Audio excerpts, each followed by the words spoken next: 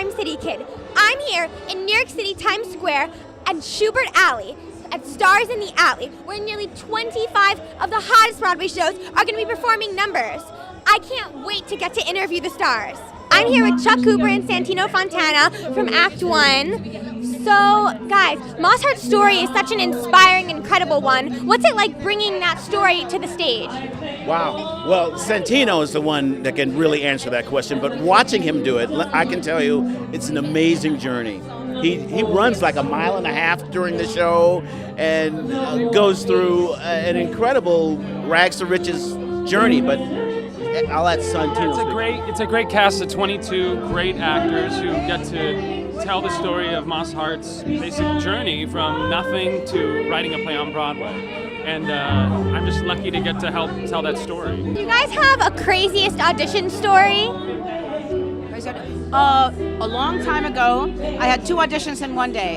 One was for a girl who was 19, and the other one was for a girl who was 17. I was 18 years old. When I auditioned for the 19-year-old, they said I was too young. When I auditioned for the 17-year-old, they said I was too old. And it was a very depressing day. This is such a powerful story, Newsy. So why is it an important story to share? Not only is it such a powerful story, it's true. Like, it's a bunch of kids who are fighting for their rights, and that's so resonant even today that it's amazing to still do it. Yeah, any story of a group of underdogs, a minority group, winning a battle is amazing. You know, it's like the classic David and Goliath syndrome. It's anyone will root for an underdog. So everyone has a way to connect to it.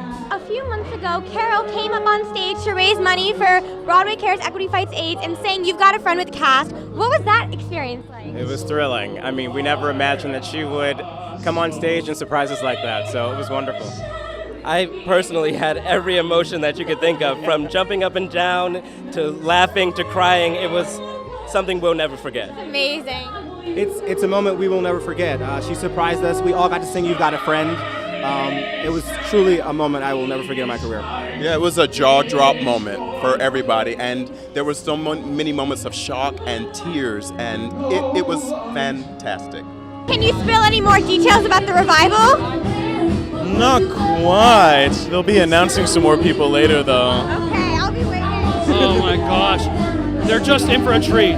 People are gonna walk out amazed. I can tell you that. Okay. Yeah, I mean, it's not very often that you see 3 guys sort of, heading a show that are acting, singing, and dancing. I think it sort of speaks to our art form in music theater, and really just, it's a very pure form of what we love to do. You go out and you do regional theaters, and you just go out to have fun and work with good people, but we kind of knew we had something special when we all got there, because everyone was so smart and fun and good to work with, and it was just kind of like magic happened. Yeah, I mean, when we all got cast and we found out who else was going to be in the show, of course your mind as an actor goes to that place. It's going to be, special. You're just stealing all the Tonys, and you totally deserve it. What's that been like, all those awards? Oh, it's incredible. It's incredible when people tell you, hey, you're doing a good job, keep it up. We're very, very proud of our show. We're so happy that people love it too. And it just makes us look forward to doing it every night that much more. So, why do you think it's important to expose young people to theater? And, what would you like to say to all the people who dream of being on Broadway stage like you are? Well, I was a little kid one day dreaming of being on Broadway, and it's important to dream because that's what got me here. The first show I ever saw was Cats. It was long before your time. I was 5 years old. And from that moment on, all I wanted to do was see theater, be in theater, listen to soundtracks, read about it. And this was before the internet, so I didn't have as much access. I wrote letters to every single performer. And still to this day, on my coffee table, as a grown woman and a Tony Award winner, I have my scrapbook of all the headshots I ever got from Broadway stars. That's like so similar to me. Yeah. So you said that your parents kind of thought theater was a fad, which obviously it didn't end up being. Did you think that you were going to end up on a Broadway stage with such a rich career? Well, you know what? When I was 11 and 12, it didn't occur to me that dreams don't come true.